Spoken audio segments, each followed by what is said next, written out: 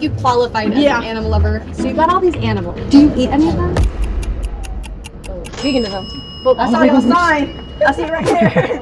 I don't eat the ones I own. Why not? Because I just don't like that. Like if I were to own a pig, I'd probably stop eating pork. Okay. But I wouldn't own a pig. Okay. Just because I like pork. You love bacon. Would you eat somebody else's guinea pig or cat because you don't know them? So what we're encouraging people today is to kind of just push that narrative a little bit further and to actually think through how our choices and how our actions are affecting us. Do you know what the difference is between veganism and vegetarianism? Yeah, vegan is you don't eat the byproduct either, right? Correct. Veganism is actually not a diet at all. It's just being an animal lover and aligning that empathy that you have for animals with your actions. Right. Yeah. So like you right there already like are vegan in your heart.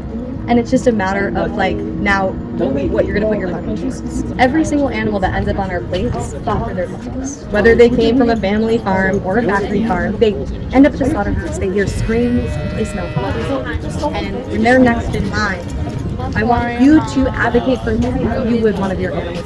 The solution here is that we don't have to be a part of the system. We can be part of the solution. So what are ways that you guys think that today you can be part of that solution? Maybe like transferring, like cutting stuff out. I feel like doing it slow instead of like doing everything all at once, like cutting everything. I think that's what a lot of people will say at first, and that's what I had said at first too. And just think about the longer we wait, the more animals suffer. And if you were on that chopping board, would you want somebody saying, "Oh, I'm gonna take it slow. I'll stop eating you eventually," or would you want somebody Stop eating me now. And how would you want to be spoken up for? Does that make sense why it says veganism is a moral urgency now?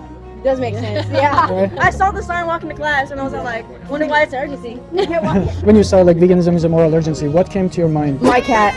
What? Really? Because I watched a TikTok about how people be eating cats and I'm like, wow. Last night. So the reason we call it like veganism is a moral urgency is exactly because of that. Because I think if I was beating a dog in front of you or a cat, what would you do? I wouldn't even know. Yeah, like, I wouldn't even know. Like, Yeah. I'd just be in shock. Thank you. You would probably I've like seen beat me. So many videos of like people chopping dogs' paws off. Right. I can't. Exactly. So the reason we call it moral urgency is because what we do to billions of animals just happens behind the doors. We just don't look at it. We don't look at it. It doesn't go away. It doesn't lose its urgency just because we don't see it, right?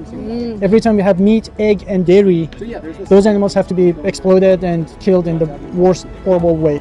So when you live today, just know that you make a big choice. And we see the problem, right? So would you rather be a part of a problem or a solution? When is a good time to be a solution? Now. So when are you going vegan? Today. We are here to support you.